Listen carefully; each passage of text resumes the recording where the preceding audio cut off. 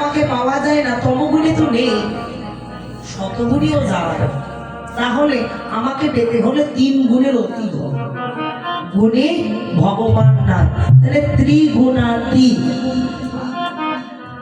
ত্রিগুণের অতীত হলে ভগবান পাওয়া যায়, এটা বাস্তব। কিন্তু এখানে আবার ভগবান কৌশলে বলেছে, হ্যাঁ আমি সব জায়গায় আছি।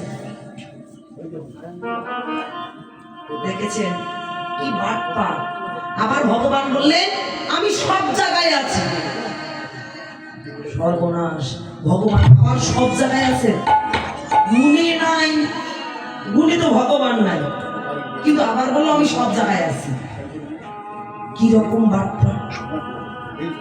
সত্য, ভগবান প্রমাণ করে দিলেন যে যেমন একটা গাছে যদি উঠতে যাও, নিচ থেকে উপরে না উঠলে গাছের ডালে বসা যায় না, ঠিক তেমনি তমগুণ থেকে উদ্ভব না হলে, তমকে অতিক্রম না করলে ব্রহ্মলোকে কখনো পৌঁছানো যায় না। হ্যাঁ, আমি ঘুমাচ্ছি রে, কোথায়? ওই তমগুণ যেখানে, আমি সেই জায়গায় ঘুমাচ্ছি। ভগবান ঘুমাচ্ছন্ন কোথায়? মূলাধার পদ্মে। তাহলে এটা তো তমগুণই পড়ে, তমগুণ না? কোটি দেশ থেকে পদদেশ, এটা তমগুণ। তাহলে মূলাধার, এটা তমগুণের মাঝে। ভগবান বলছে আমি ওই জায়গায় ঘুমাচ্ছি। শ্রী গুরুর করুণা বলে যদি কেউ আমাকে সেখান থেকে জাগাতে পারে, আমি তার ঘরে যাব। তাহলে কি করে? রেশম পুরো কুম্ভ করে নাও। কি করে? মহাজন বললেন চতুর্দল মূলাধারে কুণ্ডলিনী সর্বাকারে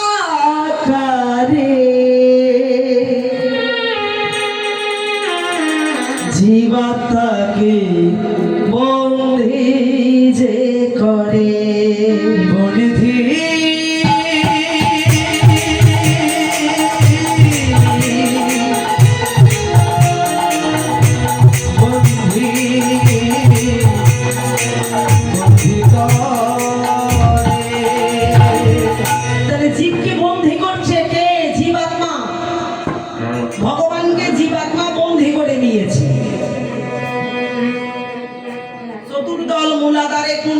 সর্বাকারী জীবাত্মাকে বন্দী করে জীব হয়ে গেছে অচৈতন্য, তাই ভালো বোঝে না, মন্দও বোঝে না, অচৈতন্য হয়ে গেছে। তাহলে সেখান থেকে আমাকে বার করতে হবে।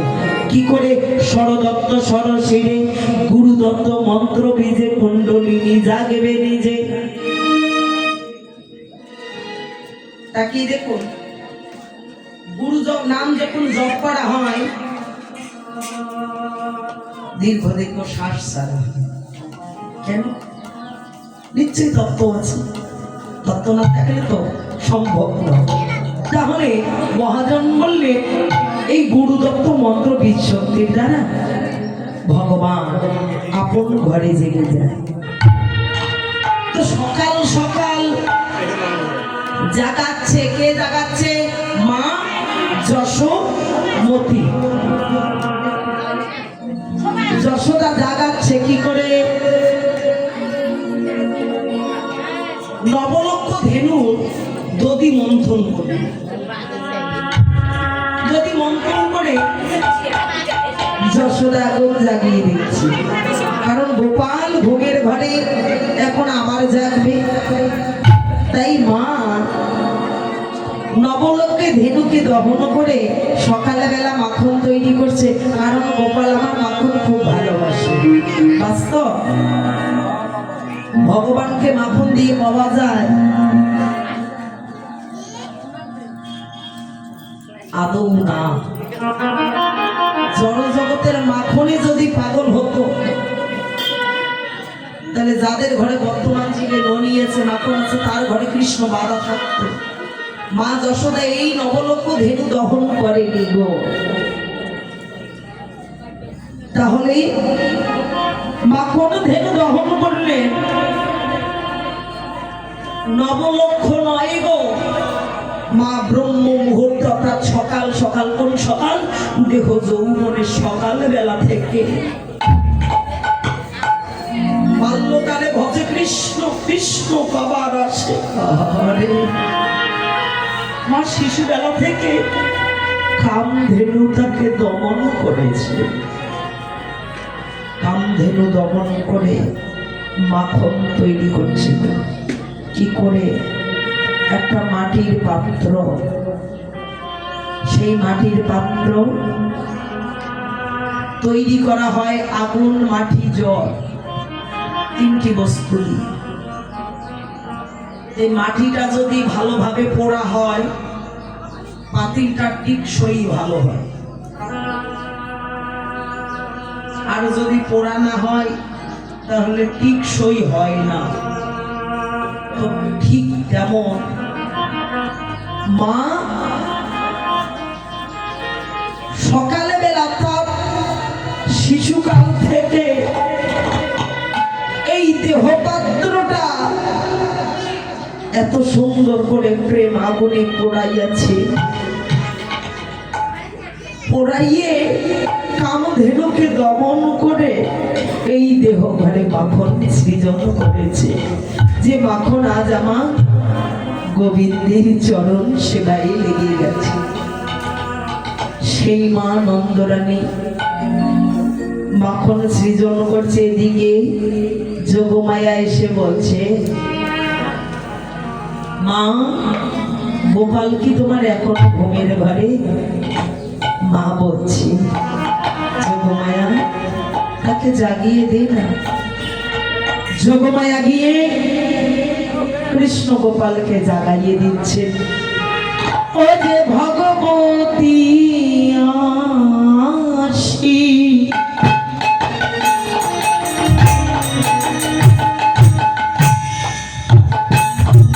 আমার ঘর মাঝে বসি,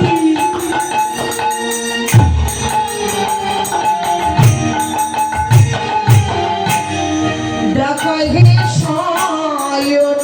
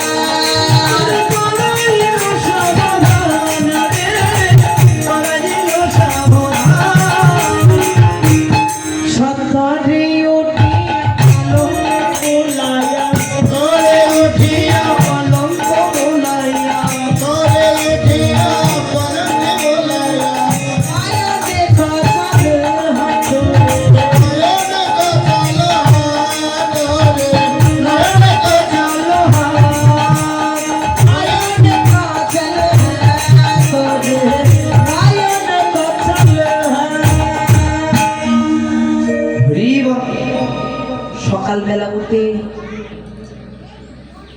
চোখে হাত দেন না?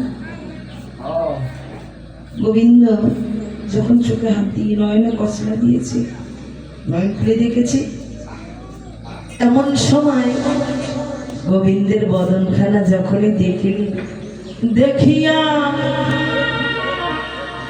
বদন মরিছে মদন, দেখিয়া বদন মরিছে মদন, দেখিয়া মদন মরিছে মদন, দেখিয়া বদন মরিছে মদন, আপরে পড়িয়া কাঁদে, আপরে পড়িয়া কাঁদে, আপরে পড়িয়া কাঁদে। আপরে পড়িয়া কাঁদে, মদন দেখে মদন কাঁদে, মদন দেখে মদন কাঁদে, মদন দেখে মদন কাঁদে, মদন দেখে মদন কাঁদে, আপরে পড়িয়া কাঁদে, আপরে পড়িয়া কাঁদে, আপরে পড়িয়া কাঁদে। মদন শুনে নানা শুনে, শুনে নানা শুনে, ফিরে আইলো হরি, ফিরে আইলো হরি, ফিরে আইলো হরি। আদি বছর সব করে হামলা, সব করে আমরা আদি বছর সব করে হামলা, সব করে হামলা, ভগবতী হরি, বনবলি হরি, বনবলি হরি, মোহন মোহন রাধায় বাবা, মোহন মোহন মোহন রাধায় বাবা, মোহন আমাকে রাখো গায়, সুর যতনে কাহায় বপরে, জীবনে আশা দিয়ে বসে থাকো, আশা দিয়ে বসে থাকো, আশা দিয়ে বসে থাকো, আশা দিয়ে বসে থাকো, হইলে পিতা হলে মানে আশা দিয়ে বসে থাকো, হইলে পিতা হলে মানে আশা দিয়ে বসে থাকো, হইলে পিতা হলে মানে আশা দিয়ে বসে থাকো, হইলে পিতা হলে আশা নিয়ে বসে থাকো, আশা নিয়ে বসে থাকো।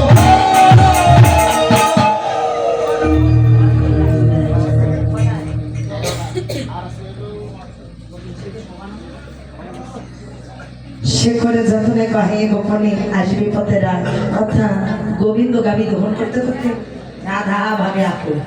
তাই গোবিন্দ আকুল যখন হয়েছে, কানে কানে বলছে বৈষ্ণব কবি, সব কথা তো সবার সামনে বলা যায় না, সব কথা সবার সামনে বলা যায় ভাই। আস্তে এখানে দাদা নন্দ অর্থাৎ দাদা বলাই আছে, পিতা নন্দ আছে, জ্ঞানী গুণী আছে, তাদের সামনে কি প্রেমের কথা বলা যায়?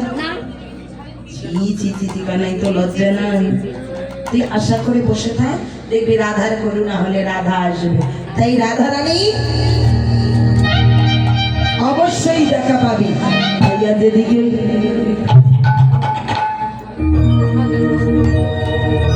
প্রাণে গোবিন্দ আমার রাধা পথপানে ছিলেন, গোবিন্দ রাধার পথপানে বসে আছে। শ্রীমতী রাধা রানী আমার জটিলার মন্দিরে যখন বসে এক মনে এক চিন্তে কৃষ্ণ ধ্যান করে, এমন সময় জটিলার সঙ্গ নিতে এলেন ও যে শ্যামলা,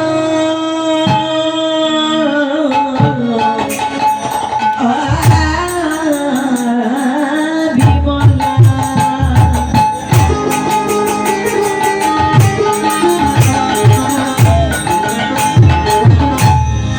অবলা,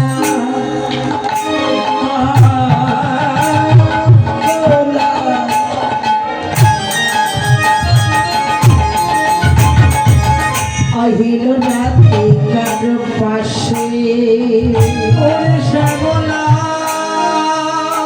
বিমলা,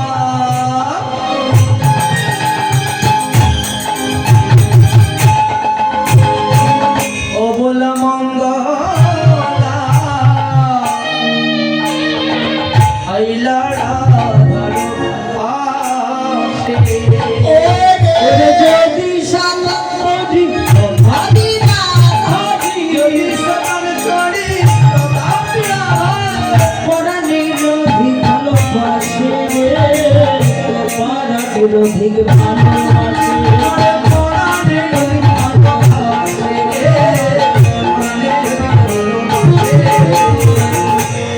রাধারানী কি এত ভালোবাসে? কে? স্বতন্ত্রী সখীগণ। তাহলে স্বতন্ত্রী কারা? যাদের যাদের স্বামী আছে, সন্তান আছে, অর্থাৎ ডাক প্রবাদ হলে আমার আর কাজের জন্য ব্যস্ত, তাই না? অন্তরঙ্গ কারা, ললিতা, বিশাল, এদের কোনো কামনা বাসনা নেই। না সন্তান আছে, না স্বামী আছে, এদের আছে কোনো কাম বন্ধ এদের না। তাহলে শ্যামলা বিমলা সকালবেলা রাধারানীর কাছে এসেছে, রাধে, ও রাধে,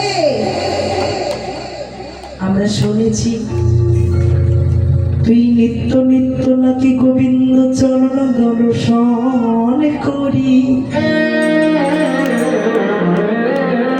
বলো না তুই কি করে গোবিন্দকে পেলি?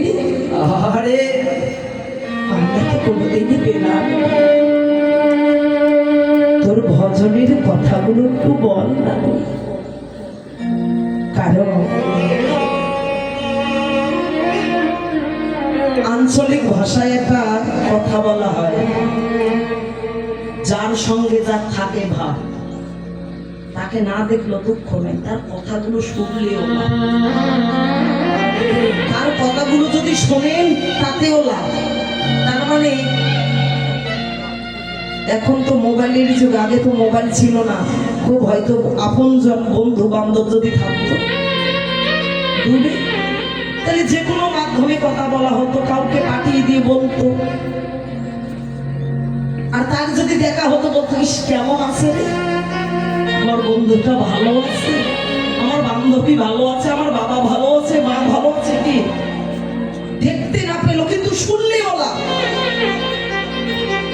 তো ললিতা অর্থাৎ শ্যামলা বিমলা বলছে, রাধে, আমরা জানি কোনদিন গোবিন্দ চরণ পাবো না, আমাদের মতো অভাগী কেউ নাই, কিন্তু বল না তোর ভজনের কথা